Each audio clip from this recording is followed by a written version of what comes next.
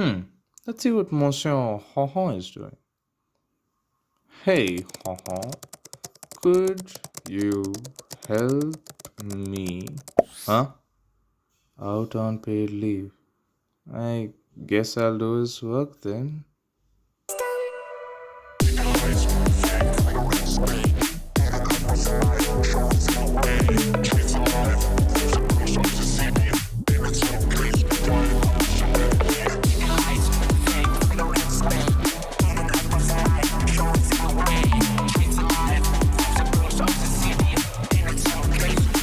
You know he's got 3 full weeks of paid vacation, right? Huh? God. What now? Out for strike on paid leaves. The French have a lot of pride related to their labor laws, their childcare, their retirement, basically, their entire social contract. It's become a matter of identity at this point. And why shouldn't it? The current French social model was born in the drudges of the Second World War. Feeling that capitalism had failed them, the National Council of the Resistance published a manifesto titled Les Jours Heureux. Les jours heureux. It laid out a plan that, regardless of the circumstances, a citizen would always have a livelihood. Using the manifesto as like a spiritual guide, France laid out a social model that made the government responsible for the health and retirement of all of its citizens. This included state backed pensions, state funded insurances, and even unemployment benefits. While in places like the US, something like this would be considered like a handout, the French believed this to be a symbol of solidarity, rich or poor, regardless of your status. Every single person will receive these benefits. Having such a great social security net meant that these French citizens had to pay very high taxes. Well, I mean, you have to get the money for all of this from somewhere. But they were fine with it because these taxes meant that the citizens would never have to go through medical bankruptcy or geriatric poverty. From 1945, France kept on expanding the social contract with no other thought. They increased pensions, they increased the minimum wage, they increased vacation times, and so much more. And it all worked because there were just that many workers in the system. And then in 1973, we had the oil crisis.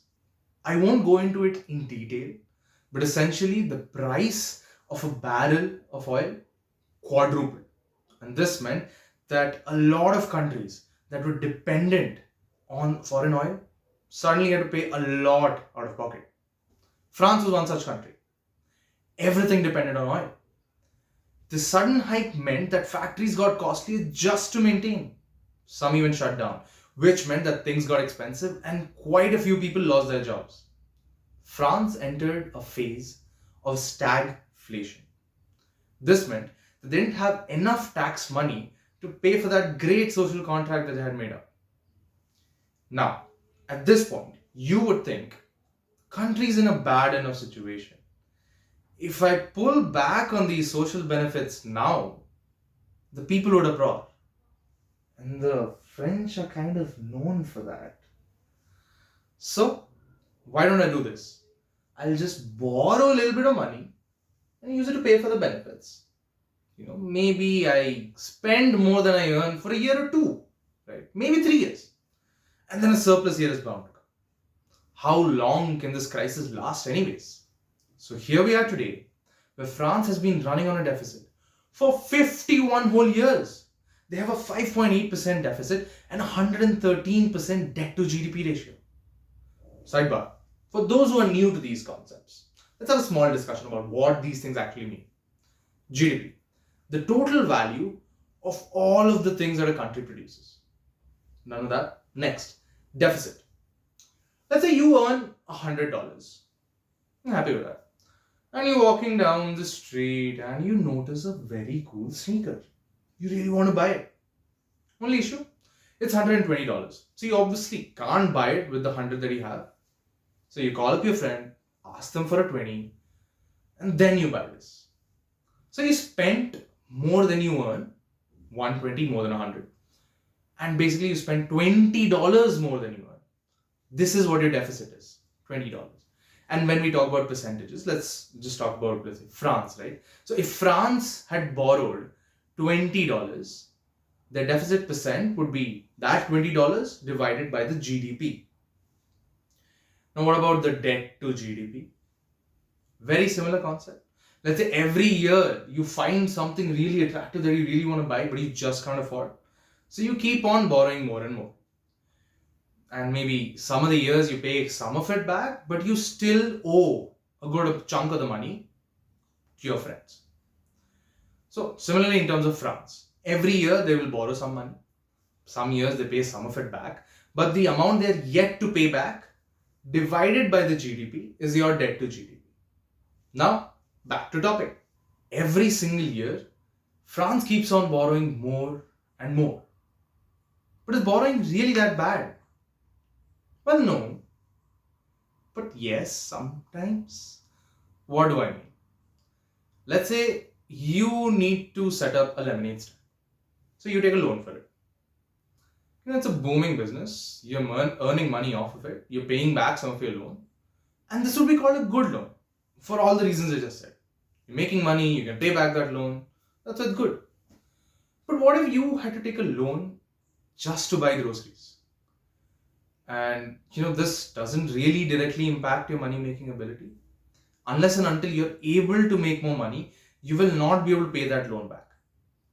In fact, if your situation gets really bad, you might get into something called a debt cycle where you keep on taking more loans just to pay back the older ones or just go bankrupt.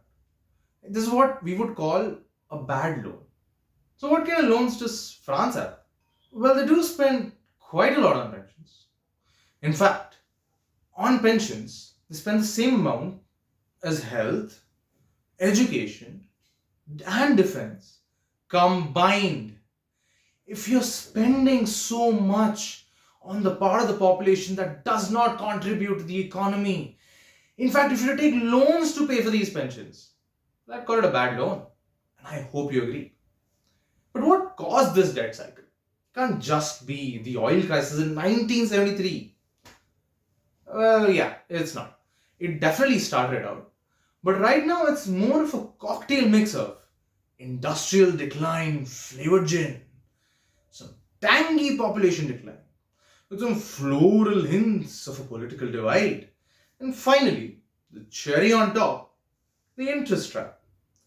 Let's go through each of them one by one and see how they individually affect the cycle and how they bounce off of each other to make it even worse. In the 1970s, manufacturing made up around 20% of France's GDP. Today, it's somewhere along the lines of 10%. But you can say that this is not all at all.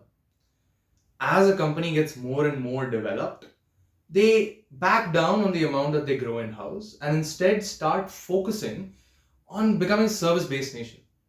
And this looks like that's what France has been doing. So how's that going?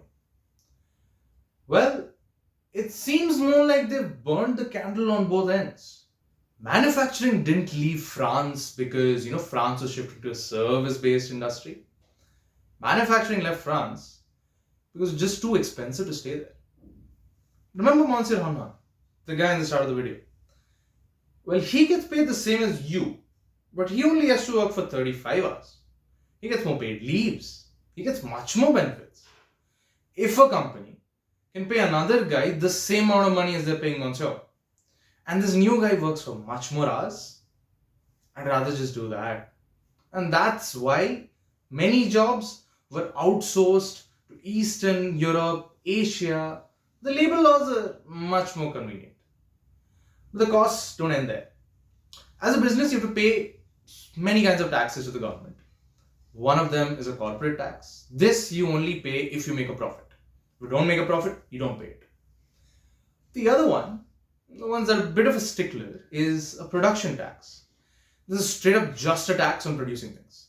Doesn't matter if you made a profit, if your French lemonade stand does not sell anything during the winter or in the rain, you will have to pay this production tax just for existing on French soil. And France has one of the highest production taxes. And this is what pushed companies like Renault to move their factories out of places like Lyon and into Turkey. And this outsourcing of jobs and these leaving of factories from France meant that a lot of people lost their jobs. But dum dum, aren't you forgetting about the other end? The service based industry. Yes, services are now over 70% of France's GDP. Tourism brings in a whole lot of dough. It is the most visited country in the world after all. They've even got luxury brands like Louis Vuitton, Hermès, Dior. They've got some of the largest banks in Europe. But still, most of the jobs in France are low productivity jobs like delivery drivers, retail, hospitality, elderly care, and most of these are minimum wage. So let's run that back. There are less people being employed because all the manufacturing jobs left. The people that are employed are earning much lesser. So what does this all mean? Means the government gets a lot lesser in tax. France had a system where once the taxes of 5 high-paid workers used to pay for one retiree's pension. So every worker only had to pay a small amount. The system now requires the taxes of 1.7 high-paid workers to pay for that same pension. This means the fiscal pressure on every single worker has exploded. How can we make this worse though? How about just having lesser younger people in general? And that's where we get to France, the romantic capital of the world. You go to Paris, the smell of croissants, Eiffel Tower in the background. It feels like love's in the air. But at the fertility rate at 1.62, it's starting to feel like all of Cupid's arrows are missing. 22% of their population is over 65. So that issue of there not being enough people to pay for one person's pension, that's just going to get worse. And you need 2.1 as your fertility rate just so that you can maintain your population. At 1.62, there just aren't enough children being born to be taxpayers of the future. Yes, I know. Thinking of children as only taxpayers of the future says a lot about me. But let's skip. So why is the government not doing anything? Why are they sitting hand on hand and just having useless debates? That's where we get to part 3. All over the world, the differences between the left and the right are increasing. The ideology of compromising on one policy or two is disappearing. Quite simply, people are getting more polarized. It's either the far left or the far right. There is no middle ground. And the simplest example for all of this is the US. Most notably, the percentage of Americans identifying as moderate has declined from an average of 43% in 1992 to 34% in 2024. Right now, the ideological overlap between the two sides of the table is so bad that they just had the longest government shutdown this year because the two parties could not come to an agreement about the budget. France is also a victim to this. France's National Assembly has split majorly into 3 hostile blocs. The left NFP, who wants to tax the rich and reduce the retirement age. The centre, who wants to cut spending to satisfy the EU. And the far right, that wants to cut immigration and lower energy taxes. Not a single one of them has a majority, not a single one of them is willing to form a coalition. This means that every new PM that walks in is a dead man walking from the first day. In just 2 years, France has had 5 prime ministers. And if I'm being honest, none of those ideas were any good. Reducing retirement age means that more people will go on pensions and you'll remove more workers from the market. There already aren't enough. And then you can't tax the rich enough without them just up and leaving, like all your factories did. What about cutting immigration? Again, that just means removing workers from the workforce. It means you'll get lesser taxes. And if you're saying you're going to cut energy taxes, again, you'll need to borrow to subsidize for those. You can try to cut your spending, but if the government starts spending less, the people will stop buying things, businesses will stop investing, and that GDP number, which is at the bottom of debt to GDP, if that slips faster than this debt is, then you'll end up in a much worse situation. And also, as soon as you try to approve any one of these things, the people will start rioting. There's just no place to hide. So the France government does nothing. And that's where you put the cherry on top. Think of this. If you keep giving your friend money, but then you start noticing that they really have no way to pay you back, would you still keep loaning them money? No. That's the same thing that's happening with France. Due to France's inaction on paying back their huge debt, the lenders are losing confidence in them. So, how does France make this deal attractive for their lenders? They promise to pay more in interest. Right? And trying to keep these promises, France now has to spend more and more of their own money on paying this interest, which means they won't have enough money to pay or spend on their social model or other required expenses or even the actual debt, which in turn means that they'll need to borrow more money and lenders will charge them higher interest rates since they haven't paid back the debt. Do you see how this is going? For 50 years, France built a society on a beautiful promise that through thick or thin, in sickness and in health, the state always has your back. But in 2025, we've realized that even the most generous contracts still have a hidden price tag. So, is there a way for France to move ahead? Like anything at all? Yes, austerity and bailout are still on the table. Each with their pros, but also their cons.